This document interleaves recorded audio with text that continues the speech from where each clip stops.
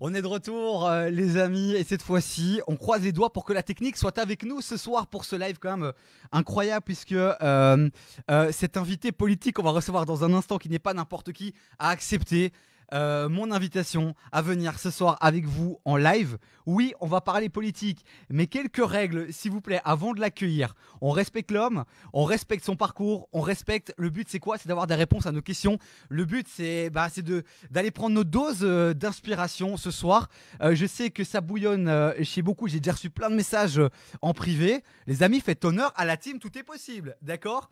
Et puis vous connaissez. Ah voilà, on me dit que le son et l'image sont ok. Georges Louis, on est bon. Ça veut dire que qu'on peut t'accueillir, Il est là, il était avec nous, Monsieur Georges Louis Boucher. Bonsoir. Bonsoir. Bon, le stress de début de live, j'ai toujours cette boule au ventre, mais c'est bon. Là, tu es là et tout va bien. Visiblement, je reçois plein de messages qui me disent Davy, ok, c'est bon. Bon, en tout cas, pour moi, c'est bon. Je vois. J'ai un petit temps de retard, mais ça, c'est normal. Oui, voilà. Ne fais pas attention à ça. Tant que tu m'entends, c'est le principal. Première question que je suis obligé de te poser. Comment ça se passe le confinement pour toi? C'est un confinement relatif parce que fatalement, avec les obligations professionnelles, il y a encore quelques déplacements. Ouais. Il y a surtout énormément de travail. Donc, c'est un confinement qui se fait plus au siège du parti que chez moi. Ça, c'est clair. Et donc, je pense que voilà, le confinement est compliqué pour beaucoup de gens. Je suis loin d'être le plus à plaindre, surtout quand on pense au personnel infirmier, au Ouais. personnel de repos. Et je dirais d'une certaine manière, allez, ça dépend du tempérament de chacun, mais finalement, il vaut peut-être mieux se dire qu'on est dans l'action et dans une capacité de pouvoir améliorer les choses que de devoir totalement subir les choses. Je crois que pour tout le monde, il y a un point commun, c'est que ça ressemble un peu à une journée sans fin. On a Ouais. le sentiment que chaque jour, c'est la même chose. Et c'est là où on se rend compte de l'importance de la liberté quand même. Parce que on se rendait pas compte de ce que c'était. Mais bêtement aller en rue pour aller acheter quelque chose ou simplement prendre l'air, eh ben, quand on n'en a plus l'occasion, on se dit que finalement, c'était peut-être ça les choses auxquelles on tient. Bah, tu parles de liberté, Georges Louis. Je vais vraiment démarrer avec une question un peu piquante. Et vraiment, j'insiste. Et je le dis, je ne suis pas journaliste. Je ne suis plus affilié à un média. Aujourd'hui, je le dis. C'est vrai que moi, je suis plutôt de droite. Et voilà, j'apprécie énormément les idées libérales. Mais ça n'empêchera pas de te poser les questions piquantes. Tu parles de liberté.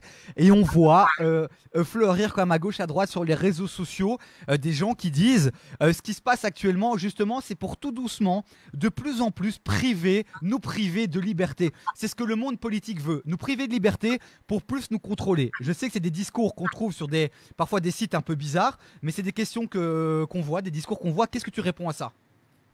Moi, je réponds que si on continue à lire tout ce qu'il y a sur les réseaux sociaux, franchement, il y a de grandes chances de Ouais. devenir.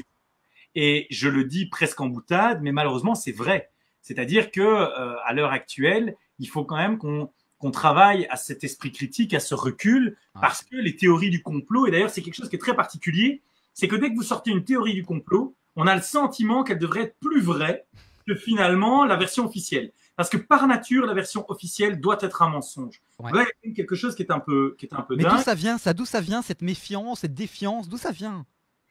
Je pense qu'il y a plusieurs paramètres. Il y a l'idée, tout d'abord, qu'il y a une perte de confiance au niveau des politiques. Ça, c'est Mhm. vrai.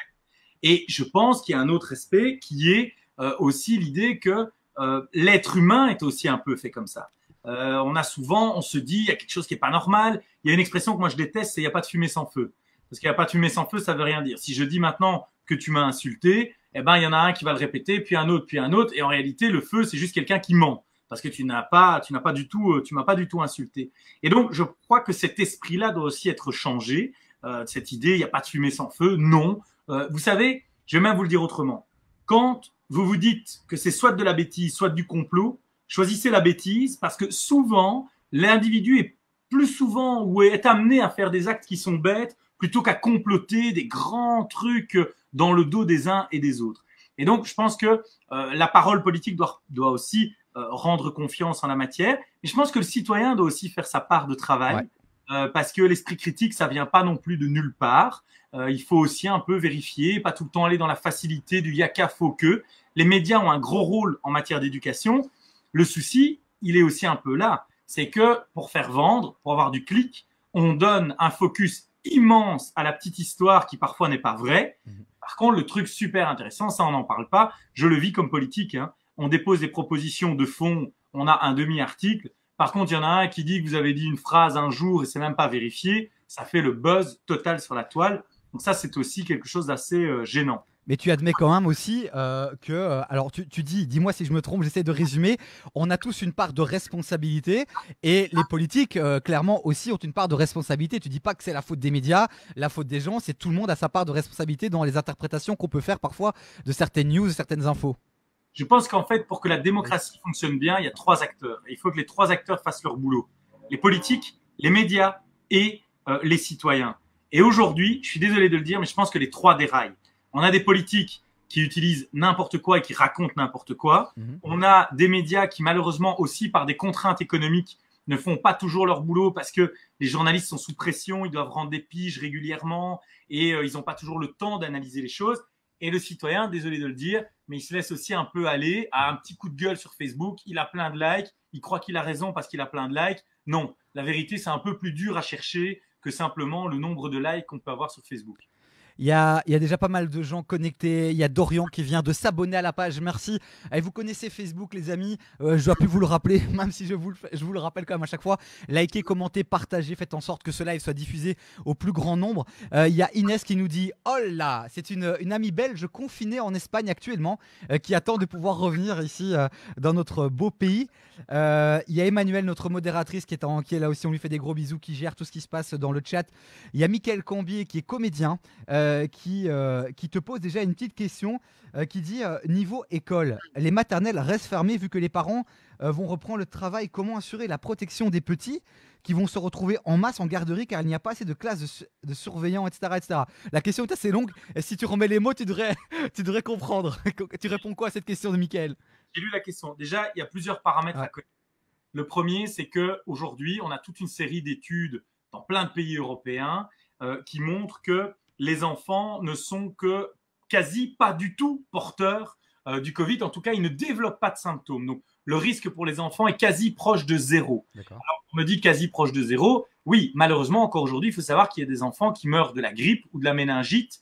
C'est pas pour autant qu'on confine tous les enfants à chaque hiver quand il y a la grippe. Mais le risque est à ce point faible. Et malheureusement, en Belgique, un cas, c'est toujours un cas de trop. Mais il n'y a eu qu'un seul cas d'une petite fille de 12 ans. Mais il n'y a pas d'autres cas connus par rapport à des enfants. Donc, vraiment, pas de risque pour la population en ce qui concerne les enfants. Ils peuvent bien sûr être des propagateurs. Mais en général, quand vous êtes des enfants en bas âge, vos parents sont aussi dans les tranches d'âge en dessous de celles qui risquent pour le Covid. Et je vous donne un point très simple, c'est qu'aujourd'hui, on a moins d'1% des décès chez les moins de 45 ans et il y a moins de 4% de décès chez les moins de 65 ans. En France, l'âge moyen des gens qui sont morts, c'est 80 ans,2. Donc, on est vraiment sur des moyennes très élevées. Ça ne veut pas dire que ce n'est pas des drames. Ça ne veut pas dire que ces morts deviendraient acceptables. Il y a d'ailleurs des gens qui meurent qui ont en dessous de cet âge. Mais ça vous montre qu'il y a des publics qui sont beaucoup plus à risque que d'autres. Donc ça, c'est quand même le paramètre à avoir en tête. Le deuxième élément et la question qui est posée est fondamentale. On a pris toute une série de règles sanitaires pour que les enfants ne soient pas des propagateurs du Covid. Et donc, on va certainement devoir adapter la stratégie en matière de garderie selon le nombre d'enfants qui vont fréquenter cette garderie. Et c'est d'ailleurs pour ça que l'on a fait reprendre que très peu de classes dans les écoles. Parce que si à un moment donné, le nombre d'enfants en garderie devient trop élevé, il y a deux possibilités. Si ce sont des enfants d'une même tranche d'âge, on peut peut-être réenvisager alors des cours dans d'autres classes d'âge dans le courant du mois de juin. Ou à tout le moins, il faut faire des garderies qui répondent aux mêmes critères que les classes de cours. C'est pour ça qu'on n'a pas fait revenir tout le monde d'un coup, parce qu'on doit avoir des places dans les bâtiments. Derrière ces mesures de déconfinement qui sont parfois critiquées, certains disent que le gouvernement finalement fait primer l'économie sur la santé. Tu réponds quoi à ça? C'est de la folie. En fait, les critères, enfin de dire des choses comme ça, les critères que l'on suit, ce sont des critères qui doivent prendre en compte deux impératifs. Le premier impératif, et je vous rappelle quand même que c'est l'objectif qui est le nôtre, c'est de ne pas saturer les lits en soins intensifs. C'est-à-dire qu'aujourd'hui, on a une capacité de lit, et c'est normal, il y a toujours une capacité limite, et on ne veut pas qu'elle soit dépassée, parce que si elle est dépassée, alors on a des images comme on l'a vu en Italie ou en Espagne, où des gens se présentent à l'hôpital et on ne peut pas les prendre en charge. Jusqu'à présent, le taux maximal d'occupation a été de 58% et il baisse. Ça veut dire que nos capacités hospitalières ont fortement bien résisté parce qu'on a un nombre de lits assez important. Le deuxième paramètre, c'est de faire en sorte que le taux de contagion des gens ne soit pas trop élevé.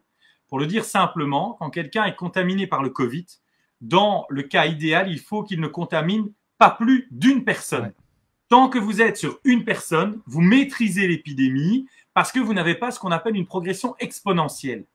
Lorsque vous contaminez plus d'une personne, alors vous avez un taux exponentiel parce que si une personne en contamine deux, que chacune de ces personnes en contamine encore deux autres et ainsi de suite, vous vous rendez compte que vous avez une explosion. Et donc, lorsqu'on fait des choix de déconfinement, on a choisi des secteurs qui permettent de ne pas contaminer trop de gens. Pourquoi ? Quand vous allez dans un magasin, alors si le caissier ou la caissière, vous la trouvez très beau ou très belle et que la personne est consentante, vous pouvez toujours l'embrasser, mais a priori, c'est pas ce que vous faites naturellement. Dans un magasin, vous pouvez protéger le caissier et la caissière, vous pouvez maintenir des distances. Par contre, des réunions familiales, très franchement, aller dire à un enfant de 4 ans qui doit se tenir loin de son grand-père, c'est totalement illusoire. Voilà la raison pour laquelle on a relancé une série de magasins avant les visites familiales, parce que c'est plus simple, c'est plus sûr. Et je vous dirais aussi un dernier point, c'est qu'aujourd'hui, mettez-vous à la place de toute une série d'ouvriers, de travailleurs qui ont peur de perdre leur emploi, à la place de toute une série de patrons de PME qui ont peur de voir tout le travail de leur vie être détruit. Je peux vous dire que relancer aussi l'économie, c'est aussi quelque chose d'humain. Parce que moi, j'aime bien tous ces gens qui nous donnent des leçons de dire l'économie, c'est sale. Allez expliquer aujourd'hui à quelqu'un qui a un petit magasin et 2 ouvriers si le jour où il devra fermer son magasin, c'est pas un drame humain. Et donc, franchement, ce genre de distinction, je trouve que c'est honteux et les partis qui ont fait ça ne devraient pas être fiers. Je lis aussi les journaux. Je sais que certains aiment me critiquer en coulisses, en off, comme on dit. Moi, j'ai le courage de leur dire en face que franchement, utiliser de telles méthodes pour essayer de gagner quelques voix, c'est pas très digne. Et c'est vrai qu'on doit reconnaître que c'est très complexe et qu'on a tendance parfois à simplifier les choses alors que justement c'est complexe et qu'il faut éviter justement les discours faciles et là je te rejoins aussi. Alors j'ai pris une question de Mickaël, mais ce soir, une des priorités, c'est aussi de revenir sur ton parcours, de parler de cette ascension incroyable. Il y a plusieurs collègues à toi qui sont déjà là aussi. Il y a Aurélie, je prononce jamais son nom, j'ai peur de l'écorcher. Oui, oui, tout à fait. Qui dit, j'ai perdu son message, mais qui a dit hello patron. Elle a peut-être pas dit patron, mais elle a certainement dit autre chose. Mais qui est là, ça fait plaisir. Merci de suivre ce live. Inès, on va revenir sur ta question tout à l'heure. Mais d'abord, j'ai sélectionné 3 images pour toi, Georges-Louis. Je pense que ce sont des images qui vont symboliser beaucoup de choses. Je vais te demander de réagir et ça va nous permettre finalement de reconstruire un peu ton parcours. Et je vais commencer par une des avant-dernières grosses actus, puisque c'est celle de la passation de pouvoir. C'est ce moment où tu as reçu le badge et je voulais retrouver cette photo où Charles Michel te donne ce fameux badge tout blanc et je pense qu'en interview tu as même fait la réflexion, une des premières, pour rigoler, pour la boutade, tu as dit que tu allais justement un peu pimper ce badge, mais ce moment il a dû être important pour toi. C'est plus qu'important, c'est inoubliable, c'était totalement, en tout cas inattendu pour une série de personnes et c'est surtout un honneur. On est la plus vieille formation politique d'Europe continentale. Puisqu'on a été créé en 1846 et j'en devenais le plus jeune président de l'histoire puisque le précédent record était détenu justement par Charles qui était devenu président à 35 ans, je le devenais à 33 et voilà, premier Montois pour l'anecdote. Et c'est vrai que je suis né à Mons-Borinage, donc une région extrêmement socialiste. Ouais. Franchement, s'engager au MR dans cette région-là, c'est pas la meilleure garantie non plus. Je suis passionné de politique depuis que je suis enfant. Je suis dingue de politique et de Formule 1. Et donc, oui, c'est clair que c'est un moment extrêmement émouvant. Mais je dirais qu'en fait, ce moment, à mes yeux, il était beaucoup plus important pour ma famille, finalement. Ouais. Parce que quand vous êtes engagé, que vous battez, bon, pour ceux qui connaissent un peu, le parcours n'a pas toujours été simple non plus, puisque je l'ai dit, je viens pas d'une région qui est facile quand on est un libéral. Et donc, c'était une façon d'envoyer aussi, c'est vraiment ce à quoi j'ai pensé, c'est de dire à mes parents, à ma grand-mère, de leur dire, bon voilà, regardez, vous pouvez être soulagés, quoi. Je me suis pas engagé dans un truc qui était une prise de mur. Alors, ça veut pas dire qu'on est arrivé parce qu'on a ce statut-là, c'est un travail au quotidien. surtout dans l'intérêt des autres. Et tu l'as dit tout à l'heure, il n'y a jamais rien de facile, il n'y a jamais rien de fait. Mais en tout cas, quoi qu'il arrive, d'une certaine manière, je pense que ouais, du côté de mes parents, du côté de mes proches, c'était quand même un moment exceptionnel. Et oui, je suis assez content d'avoir pu leur offrir ça à un moment donné. Mais alors, c'est quoi le secret? Parce que à cet âge, monter, alors qu'autour de toi, t'es loin d'être seul. Il y a des gens importants. Et dans la course à la présidence, on a vu des gens avec beaucoup d'expérience. C'est quoi le secret alors de la réussite de Georges Louis? Je pense que le premier élément, et c'est particulièrement le cas dans ma communication, c'est que contrairement à ce qu'essayent de dire certains qui veulent critiquer, je n'ai pas créé de personnage. Je suis vraiment moi-même. Alors, ça peut peut-être inquiéter certains de se dire que je suis réellement comme ça, mais je suis réellement comme ça. Et donc, je pense que le premier point, c'est la sincérité. J'ai vraiment toujours… Et je pense que c'est un pouvoir dingue en politique d'avoir toujours pu être sincère, parce que le premier qui vient me reprocher quoi que ce soit, je peux lui répondre. Et je peux lui répondre pas parce que je parle bien ou des choses de ce type-là, mais parce que j'ai été sincère dans ce que j'ai fait. Et tous les choix que j'ai posés, je peux les expliquer et je suis fier. Et même si je me suis trompé, ben voilà, à cette époque-là, je l'ai fait et j'assume l'avoir fait comme ça. Donc, je pense que la première chose, c'est la sincérité. La deuxième chose, c'est la passion. J'ai cette chance de pas considérer que je travaille parce que j'aime ce que je fais. Et ça, je crois que ça n'a pas de prix. Et le troisième aspect, ben, je l'ai dit, c'est le travail. Dans la vie, on peut faire ce qu'on veut. C'est vrai que j'ai organisé toute ma vie. Je suis quelqu'un qui est très systématique, qui est très engagé.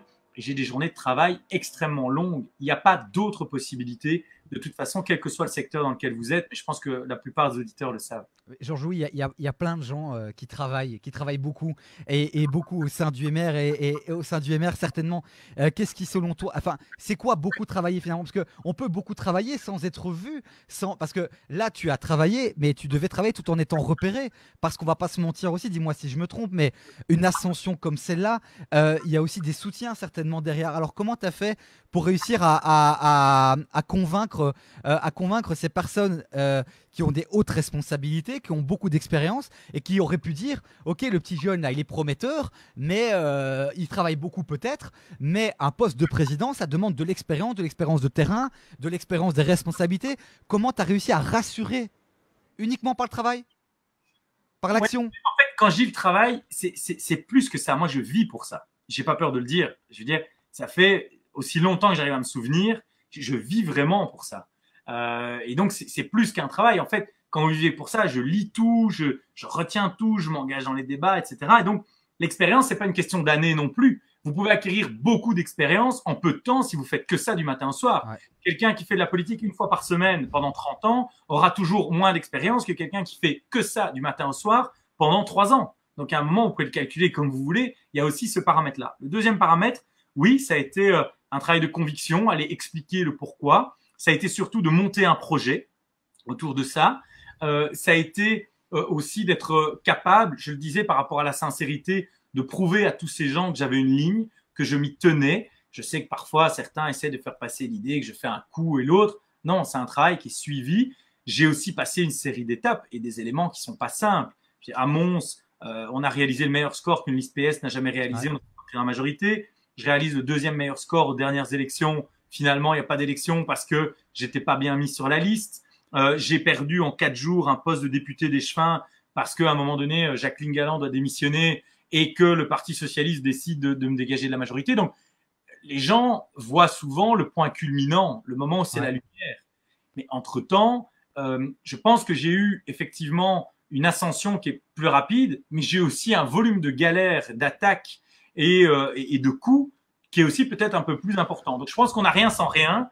Et donc, à un moment donné… on récolte les fruits de ce qu'on a semé. Mais Georges Louis, ok, il y a le travail, ok, il y a la passion. Mais tu l'as dit, c'est aussi un job où des coups, on en reçoit beaucoup. Est-ce que tu as eu à un moment dans ton parcours un moment de doute où tu t'es dit j'ai plus à gagner en sortant du monde politique? J'ai même quelqu'un qui a fait de la politique et qui a aussi une grosse carrière sur le côté qui m'a dit j'ai plus perdu en me lançant dans la politique que gagner. Donc toi, est-ce que tu as eu des moments de doute ou pas? Ce qu'il y a, c'est que c'est vrai que je pourrais totalement faire autre chose puisque je suis toujours avocat. Ouais. Et je suis associé dans mon cabinet, donc franchement, je pourrais… voilà, il n'y a pas de difficulté avec ça. Mais quand à chaque fois je me pose la question, je me dis, je me la suis posée, hein, Ça durait jamais plus d'une minute parce qu'il y avait tout le temps un élément qui me faisait dire que je devais pas arrêter.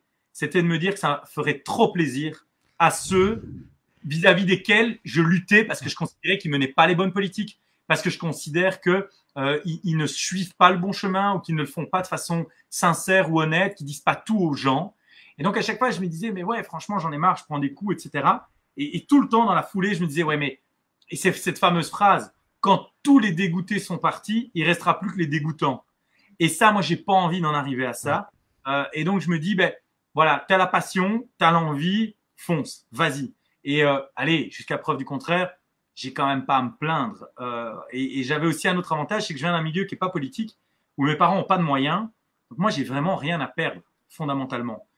Et encore maintenant, je considère que j'ai rien à perdre parce que, voilà, qu'on puisse m'aimer ou pas m'aimer, je sais que je travaille honnêtement et donc à partir de là, j'ai pas de regrets à avoir.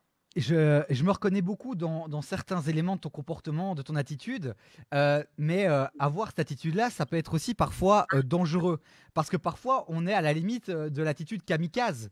C'est-à-dire que comme on n'a rien à perdre, on est capable de faire des choses que certains diraient j'ai du mal à trouver mes mots aujourd'hui, mais parce que je vous jure, ça a été une journée incroyable pour moi et j'ai eu plein d'appels parce qu'il y a eu un petit bad buzz hier. Mais j'ai perdu mon idée. Je suis vraiment mauvais ce soir. Mais qu'est-ce qui se passe? Tu sais quoi, Georges Louis? Non mais Il me reste un œuf. Je vais prendre un peu d'énergie, un peu de sucre. Mais t'as compris ce que je voulais dire. T'as jamais eu peur de justement à un moment donné que des portes se ferment définitivement? Je pense que dans la vie, la seule chose qui est définitive, c'est la mort. Mais rien n'est jamais définitif. Ok. Jamais rien. Avec la volonté, tout peut se retourner, il y a les circonstances. Et donc, à partir de là, finalement, il n'y a pas de plus grand risque que celui de ne pas en prendre. Ouais. Je connais tellement de gens qui ont passé toute leur vie à attendre, à dire ça, je ne vais pas oser, ça, on ne sait jamais, etc., que finalement, ils ont attendu toute leur vie et à la fin, ok, ils n'ont pas pris de coup, mais ils n'ont jamais gagné non plus le gros lot. Donc, franchement, je pense qu'il n'y a pas de plus grand risque, encore une fois, que de ne pas en prendre. Et voilà, ça, c'est une question de tempérament, c'est de se dire, je me lance, on verra. A priori, je risque pas ma vie au sens physique du terme. Hein. Donc, à partir de là, bon, quoi qu'on ne sait jamais en politique. Hein. Il y en a qui ont eu quelques problèmes. Mais voilà, à partir de là, je pense que, allez, les choses passent et il faut aussi avoir cette capacité de recul politique. Parfois, dans la presse, vous êtes un zéro, tout le monde vous déteste, etc. Et 3 jours après, on dit que vous êtes un génie. Tout ça est très relatif. Il y a beaucoup de comédie humaine autour de ça. Donc, il faut savoir où on va. Et je vais reprendre une phrase qu'aime beaucoup Charles Michel, mon prédécesseur, qui est aussi un ami, je l'assume pleinement, et qui était de dire, c'est une phrase de Sénèque qui dit il n'y a pas de vent favorable pour celui qui n'a pas de cap. Et je pense que ça, c'est très important. Il faut avoir le cap, le garder et l'assumer jusqu'au bout. Ben, encore un super message. J'ai vu quelqu'un qui a dit on dirait de la propagande ce soir. Alors je rappelle juste que effectivement le contexte est très particulier, mais on est dans tout est possible. Et vous savez que chaque soir, l'idée de base du projet c'est de revenir sur le parcours des personnes qui réussissent et puis qui nous inspirent. Même si la réussite, on pourrait faire une dissertation là-dessus, c'est relatif, mais on peut clairement dire que tu réussis. Il y a cette présidence du MR, il y a le fait que tu sois toujours là après énormément de péripéties, c'est aussi une preuve de réussite. Donc voilà, en fin de live, et c'est vrai qu'on n'a pas beaucoup de temps, donc on va y venir, on va répondre à quelques questions, mais on est revenu sur le contexte il y a quelques minutes, on reviendra, je vous rassure, sur le contexte à la fin, je recevrai un invité du Parti Socialiste aussi, ne vous inquiétez pas, mais voilà, Georges Louis a été le premier à accepter, et je suis fier parce que pour moi c'est... Et je le dis, je le répète, une des personnalités qui m'inspire beaucoup. Et il y a énormément à tirer de son parcours. Et ce soir, tu nous le prouves encore avec avec des conclusions et qui sont valables pas que pour la politique, hein, qui sont valables pour tout, pour le sport, pour tous ceux qui ont des rêves dans tous les secteurs. Et donc, c'est vraiment ça qu'il faut se dire, les amis. Prenez les clés et appliquez-les à votre propre parcours. C'est un point intéressant que tu dis quand tu as dit c'est valable pour le sport. Il faut savoir que dans mon mode de fonctionnement, je m'inspire plus des sportifs de haut niveau que des politiques. Ok. Parce qu'en fait, je suis un malade de sport et particulièrement de Formule 1. Et donc, en fait, même gamin, et même encore maintenant, dans le style, etc., je m'intéresse au parcours des uns et des autres et je connais le parcours de pas mal de sportifs de haut niveau. Et ces éléments-là sont extrêmement inspirants parce que je pense que quand on veut évoluer à un certain niveau, les principes du sport sont vraiment applicables à tout un chacun. Après, je rassure, hein, je lis les biographies des politiques et souvent, les politiques je crois que dans la vie, on ne peut pas vouloir réaliser quelque chose et ne pas accepter de prendre les coups et parfois de tout risquer. On ne peut pas tout avoir. Et on est un peu dans une société aujourd'hui où on croit qu'on peut tout avoir, où on s'imagine que c'est la société Facebook, Amazon, quoi. Je clique, je reçois. Tu peux pas te dire, je vais tenter quelque chose de grand, ou en tout cas quelque chose qui te paraît être un défi, et de l'autre côté, ne pas être prêt à tout perdre. Ça, celui qui a peur de perdre ne gagnera jamais. Et c'est pas un propos politique que je tiens. C'est une réalité. Demain, tu veux lancer ta boîte, t'investis, tu crées, t'achètes un bâtiment, tu le loues, et pour le même prix, ça marche pas, tu fais faillite. Ben, plutôt que de te dire que c'est une catastrophe, ben non, c'est un échec, mais tu dois te redresser. Ouais. Politique, c'est la même chose. Moi, j'ai emprunté pour payer mes premières campagnes électorales. Si j'avais pas été élu, j'aurais pas pu rembourser. Mais voilà, à un moment donné, il faut se dire, je prends le risque. Je peux accepter que des gens n'aient pas envie de prendre ce risque. Ça, je peux tout à fait l'entendre et je le respecte fondamentalement. Mais alors, ces personnes doivent aussi respecter de ne pas critiquer ou d'être dans l'attaque pure et simple de ceux qui, à un moment donné, ont accepté de prendre plus de risques. Je pense qu'il faut un respect mutuel en la matière. Et tu l'as dit juste avant, le fait d'avoir un cap, d'avoir une vision claire et puissante, eh ben, ça permet aussi de se relever plus vite et d'encaisser plus vite et de relativiser aussi parfois, l'échec. Merci, merci pour ces petites clés que tu nous donnes rapidement comme ça. Est-ce qu'il y a des biographies de sportifs justement qui t'ont particulièrement inspiré? Des parcours qui m'inspirent. En biographie politique, il y a beaucoup Churchill, ça c'est clair. Ouais. Mais dans, par exemple, des rigueurs d'entraînement, de gestion, de parcours, etc. Bon, un gars comme Lewis Hamilton, moi j'aime beaucoup puisque j'aime la Formule 1. J'aime bien un gars comme Cristiano Ronaldo parce que c'est un bosseur à crever. Donc, si on regarde du côté des sportifs, moi c'est ces profils-là qui me plaisent. Un gars comme Ronaldo, ok, il a du talent, mais c'est peut-être pas le plus talentueux sur le plan naturel. Tous ses coéquipiers disent c'est celui qui arrive le plus tôt à l'entraînement et qui repart le plus tard. Alors, il est beaucoup critiqué, il a son style, etc. Je dois avouer que, allez, franchement, il y a rien de pire dans la vie que de laisser indifférent. En tout cas, quand on a des fonctions médiatiques. Et donc, bon, ben voilà, au moins, ça fait un sujet de conversation. Ouais, bah écoute, c'est déjà ça de gagner. Et par rapport justement à ces personnalités, forcément, il y a des routines, il y a des rituels qui ressortent. Est-ce que toi, justement, à côté de la vie politique, quels sont, tu as parlé de sport, est-ce que tu as des routines, des rituels pour rester en forme? Parce que moi, je t'ai même croisé, et de nouveau, on va encore dire que je fais de la propagande, mais je t'ai vu un dimanche au stade Roi-Baudouin aller voir des petits jeunes qui créent leur mini-entreprise. Et moi, je me suis dit, mais quoi, même le dimanche, ils travaillent et t'étais pas fatigué, t'étais pas en mode je dois, non, t'étais frais. Qu'est-ce que tu fais pour garder cette force, cette énergie? Alors, première chose, j'ai jamais bu une goutte d'alcool de ma vie. D'accord. Pas fumé, pas de drogue, rien du tout. J'essaie d'ailleurs de limiter un max les médicaments. Si j'ai mal à la tête, je préfère aller me coucher que prendre une aspirine. Donc ça, vraiment, j'essaie d'être plus sain possible. Aussi alimentation, même si parfois il y a quelques écarts quand même.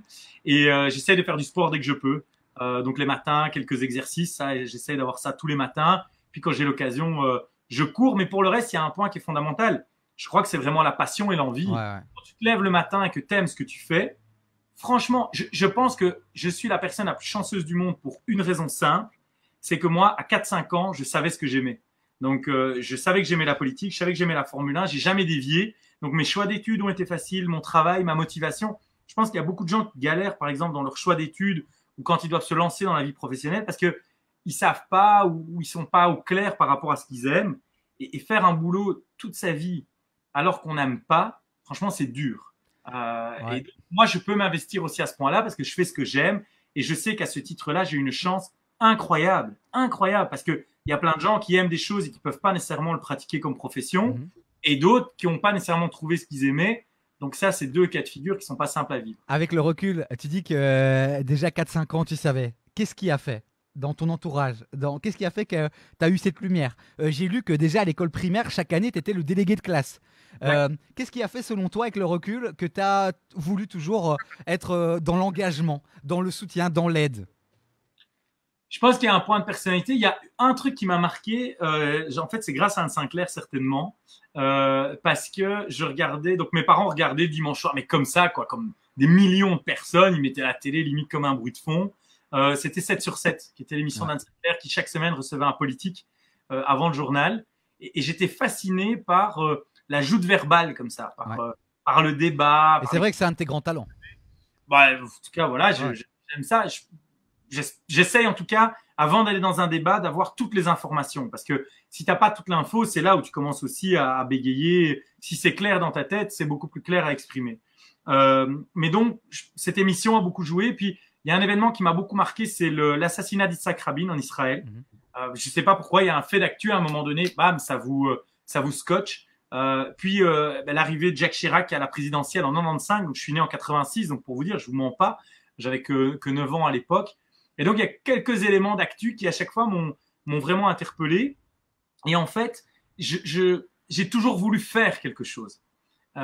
Et voilà, j'ai considéré que la politique était le lieu où je pouvais le mieux réaliser quelque chose. Si j'avais pas fait de la politique, j'aurais peut-être été journaliste d'ailleurs, parce que je suis curieux. J'adorais Tintin quand j'étais petit, c'est peut-être un cliché, mais c'est vrai. Et voilà, j'aime bien découvrir les choses, et ça, la politique est aussi quelque chose qui le permet. Psychologie à 2 balles, c'est pas un besoin de reconnaissance qui vient de l'enfance. Des parents je sais pas, je pose la question parce que souvent un engagement comme ça naît parfois aussi beaucoup de ce besoin de reconnaissance, le fait de voir dans les yeux des autres ah merci tu m'as aidé, tu vois, et c'est pas forcément toujours à la base un don de soi qui est pur, tu vois. Parfois ça vient vraiment de moi clairement si je me suis lancé dans des projets au départ qui étaient tournés vers l'aide aux autres, c'était parce que j'avais ce besoin profond de reconnaissance et je me suis rendu compte que je trouvais mon équilibre et que je trouvais finalement mon bien-être là dedans. Et après, avec le temps, j'ai découvert comment c'était génial de donner finalement, de partager, de soutenir, d'aider. Et aujourd'hui, j'en ai fait mon objectif premier. Est-ce que c'est pas un besoin de reconnaissance? En tous les cas, je pense qu'à chaque fois dans un engagement politique, il y a toujours une part un peu de reconnaissance, voire de narcissisme. Parce que, alors, il y en a plus que d'autres, il y a des personnalités différentes, bien sûr, en ce compris en politique. Mais il faut déjà être méchamment gonflé pour mettre sa tête sur une affiche et dire « moi, je vais régler vos problèmes ». C'est un peu ça, une campagne électorale. Ouais. C'est de dire « si vous voulez que votre ville, votre région, votre pays aille mieux, eh ben, votez pour moi ». Il faut quand même déjà être assez gonflé. Alors, on peut le faire avec plus ou moins d'humilité et pas considérer qu'on a les réponses à tout, bien évidemment. Mais donc, je pense que c'est bien sûr un élément. Et notre enfance nous détermine beaucoup. C'est vrai que je suis fils unique, venant de parents, je l'ai dit, qui ne viennent pas d'un milieu avec beaucoup de relations, beaucoup de moyens financiers. Et donc, est-ce qu'il y a eu un besoin de réalisation derrière à travers ça? C'est pas impossible, je le rejette pas, mais objectivement, je me suis jamais fait psychanalyser. Non. Donc, je vais faire de la psy de comptoir, quoi. Ouais, non, mais écoute, moi parfois ça me plaît parce que je trouve que parfois quand on remonte le temps, qu'on fait un peu de PNL, qu'on pose les questions, on se rend compte qu'il y a énormément de choses finalement qui viennent de l'enfance. Des comportements qu'on a aujourd'hui, ça peut être un excès d'énergie, de dynamisme, ça peut être, parfois souvent ça vient de l'enfance. Et je me dis, ça peut aider les gens finalement qui se reconnaissent et qui se disent, ah, mais en fait, si je suis comme ça aujourd'hui, ça vient de ça et donc je peux commencer à travailler. C'est pour ça que je me suis permis cette petite psychologie de comptoir. Je crois, bon, c'est pas moi qui l'ai dit, hein, il y a des écrits de Freud par exemple là-dessus. Mais je pense que par exemple le fait d'être toujours soutenu par ses parents, c'est un autre atout que j'ai eu. J'ai toujours vécu dans un milieu familial où mes parents ont vraiment organisé leur vie autour de moi. C'est un fait. Donc même si matériellement ils n'avaient pas toujours toutes les possibilités, j'ai jamais manqué de soutien, d'amour de mes parents et ça, je pense que c'est un atout sans limite. Quand tu peux t'engager dans la vie et que tu sais que le soutien de tes parents derrière toi est inconditionnel, objectivement, ça te retire déjà méchamment de pression. Mes parents m'ont jamais demandé ce que je fais. Mes parents me disent souvent, même encore maintenant, c'est assez drôle.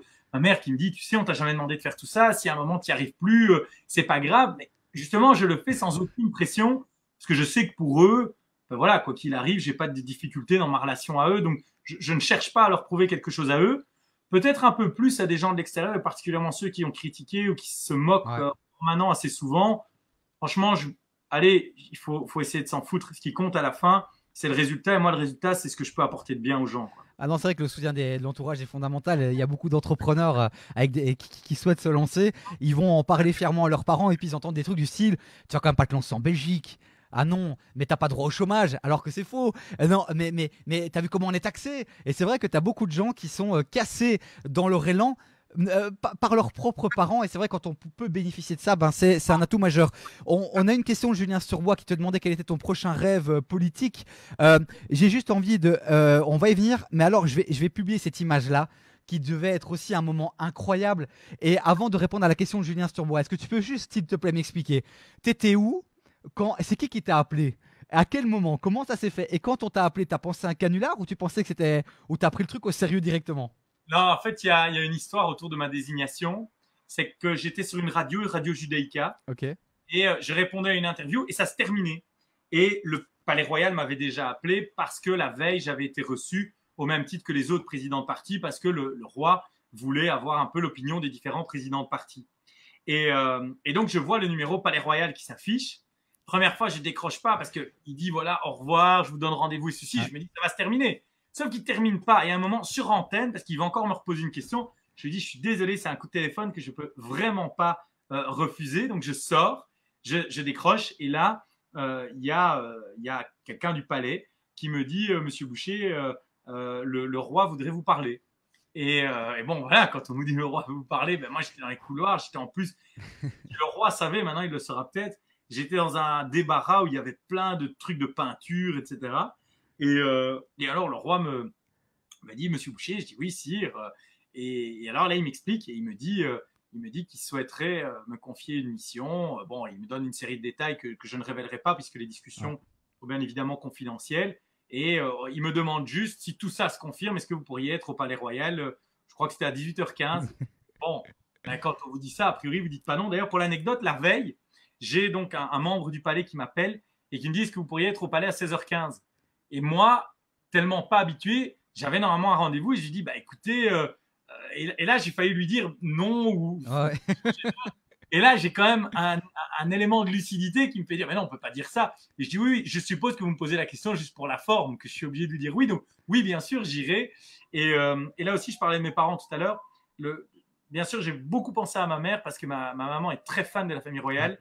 Et je me suis dit, en avançant vers le palais, je me disais, derrière la télévision, elle va quand même se dire que c'est sympa. La première chose que tu as fait quand tu as raccroché, tu as appelé qui? T'as crié? Tu as fait quoi? Non, pas du tout, parce qu'en fait, il faut aussi se rendre compte que c'est une immense responsabilité. Ouais, c'est vrai. Je suis président de parti depuis 10 jours. La situation n'est pas simple. Donc, je raccroche. Je ne vais pas cacher, c'est aussi un honneur d'écrire quelque chose. Comme il devait me le confirmer, je n'en parle à personne. Donc, je retourne à la voiture et je reviens au parti. Et là, je ne dis rien. Entre-temps, on me confirme. Et là, en fait, je le dis d'abord à mes collaborateurs. Ouais. Et je dis, écoutez, les gars, on va recueillir quelque chose de différent encore. On va se voir confier une mission. Et là, sur le chemin, je préviens quand même ma mère. C'est la seule personne que je préviens. Et je lui dis, écoute, voilà, je dois quand même te dire, je vais être nommé informateur royal. Et après, bon, voilà, le téléphone dans la poche, coupé, machin. Et puis, il y a tout. Et puis, quand tu rallumes le téléphone, c'est de la folie, quoi. Il y a plein de retours, c'est clair. Non, j'imagine. Mais impressionnant. Et alors, la suite, c'est quoi? Premier ministre, même si Sophie, on peut quand même le dire, et je m'en fous de ceux qui mettront en commentaire que je fais de la propagande, elle fait quand même bien son taf dans un contexte extrêmement compliqué. C'est quoi? Premier ministre, c'est quoi? Dis-moi. C'est quoi le prochain rêve? La première chose, c'est par rapport à Sophie. Il faut savoir que le gouvernement est en place. Ben, c'est les présidents de parti qui ont négocié. Donc, c'est moi qui l'ai négocié pour le MR. Et Sophie, on a vraiment une relation qui est parfaite. On se téléphone tous les jours et pas depuis qu'elle est première ministre. Dès que je suis devenu président, chaque jour, on a avancé ensemble. Et voilà, il y a un lien aussi affectif avec elle. Et donc, oui, je trouve qu'elle fait un travail extraordinaire. Elle sait qu'elle a tout mon soutien. Et au niveau du parti, on fait en sorte de tout coordonner pour que ça fonctionne. Non pas pour la protéger elle, mais pour défendre le pays. Ouais. Faire en sorte que les choses fonctionnent mieux. Et c'est pas dans la querelle que les choses fonctionnent. Les choses fonctionnent dans l'unité et quand les gens bossent. Et si aujourd'hui en politique, il y en avait un peu plus qui pouvaient bosser et un peu moins pour parler, franchement, je pense que on pourrait aller un peu plus loin. Et pour le reste, en termes d'aspiration personnelle, j'ai jamais conçu mon parcours à travers une fonction. Moi, il y a des choses que je veux voir advenir. Une fiscalité plus juste. J'en ai déjà parlé, j'ai déjà fait part de réformes. Vous savez que je suis très attaché à l'allocation universelle. Ouais. Et surtout, une réforme fondamentale de l'enseignement. Moi, je serais heureux si à la fin de mon parcours, je puisse me dire, eh ben, on a réformé ça, ça et ça. Et franchement, tu y as été pour quelque chose. Après, si ça doit passer par un poste de Premier ministre, on va pas cracher dessus. Bien sûr que quand on est président de parti, ben, oui, parlementaire, ben, c'est une fonction très importante. Mais président de parti, vous avez une série de leviers. Donc, en général, quand vous êtes président de parti, les fonctions après sont souvent des fonctions comme celles qui ont été évoquées. Mais je me préoccupe vraiment pas de la fonction d'après. Parce que président de parti, c'est tellement énorme que je vais déjà essayer de gérer ça convenablement. Ouais. Et on en verra la suite. T'es animé par pas mal d'idéaux. finalement, tu sais ce que tu viens de dire, tu t'es guidé pas ça plus que par la fonction. Il y a un idéal aussi, et on va terminer par ça. Après, Juste un point sur l'idéal pour le prouver. Ouais. C'est que maintenant, je lis des commentaires, etc. Et bien sûr, président de parti, c'est un super statut, que ça soit la rémunération, le confort autour, les collaborateurs, la visibilité médiatique. Franchement, c'est quand on est fan de politique, il n'y a pas mieux comme poste. Parce qu'en plus, tout passe sur votre bureau, hein, les décisions wallonnes, les décisions bruxelloises, fédérales, etc.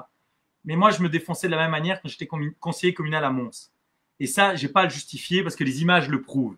Donc franchement, ça prouve bien, j'ai toujours été mobilisé par rapport à l'action politique plus que par autre chose. Et j'ai trouvé une belle photo de toi avec une belle coupe de cheveux à l'ancienne. Voilà, bah là, justement, là, tu es sur la place à Mons. Hein. C'est l'hôtel de ville. Et un de tes idées, un de tes grands mantras, on va dire, c'est la suppression du vote obligatoire. Ouais. Visiblement, voilà, j'ai lu ça, que c'était un de tes combats, la suppression du vote obligatoire. C'est encore dans tes petits papiers, ça? Oui, bien sûr. J'ai pas changé d'opinion en devenant président. Non, mais parfois, les idéaux peuvent évoluer avec le temps.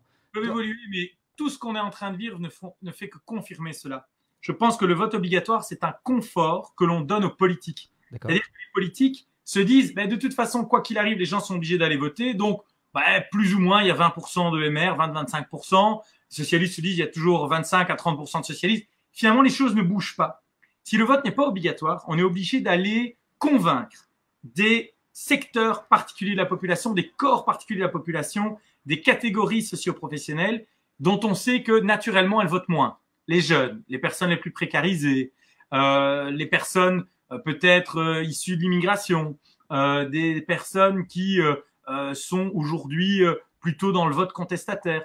Eh bien, je trouve que ça obligerait les politiques à se bouger plus et à aller convaincre ces gens d'aller voter. Surtout, et je termine par là, que le vote aujourd'hui, ça n'est qu'un choix relatif. Ce n'est pas un choix absolu. Vous ne choisissez pas le meilleur. Vous choisissez celui qui, à vos yeux, est le moins mauvais. Parce que vous avez le choix entre 10 listes, 12 listes, 7 listes. Si le vote n'est plus obligatoire, vous avez aussi le choix de dire « aucun de ces choix ne me convient ». Parce qu'aucun d'entre vous n'a réussi à me convaincre. Et je trouve que ne pas voter, ce n'est pas s'abstenir. C'est de dire « aucun de vous n'a réussi à me convaincre ». Et donc, c'est un choix. Ouais, et ça responsabilise les politiques, clairement. Je trouve qu'en tant que libéral, c'est assez logique de responsabiliser et de laisser un choix absolu. Et alors, tu veux proposer aussi un second tour?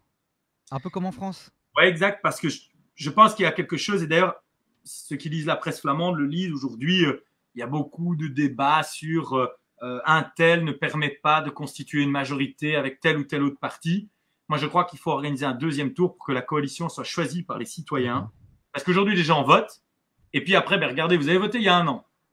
Finalement, qu'est-ce qui s'est passé? On a prolongé l'ancien gouvernement parce qu'il y a eu une crise. Si pas, c'était ce qu'on appelait les affaires courantes. Et alors maintenant, il y en a qui disent c'est à cause de Boucher parce que le MR, grâce à ça, garde 7 ministres. Moi, je ne demande pas mieux qu'on ouvre les places. Mais si le PS et la NVA étaient capables de trouver un accord, pourquoi ils ne l'ont pas fait pendant 10 mois? Pourquoi pendant 10 mois et même pendant 8 mois où j'étais pas là, ils n'ont pas trouvé d'accord?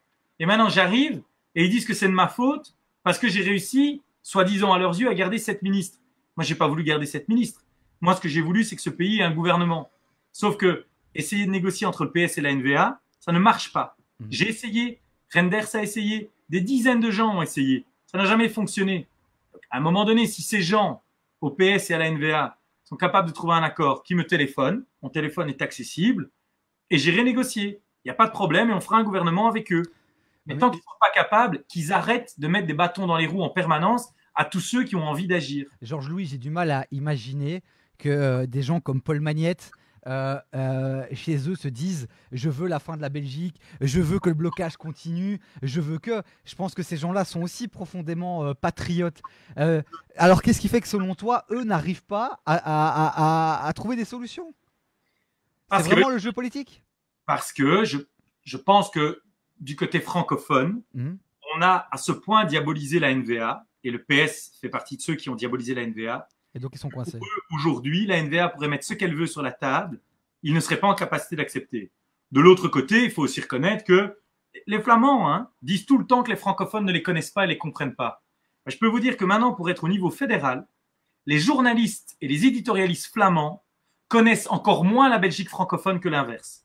Parce que nous, du côté francophone, on est tout le temps capté sur la Flandre parce qu'on se dit, oui, mais il se passe quand même ça, il se passe ça.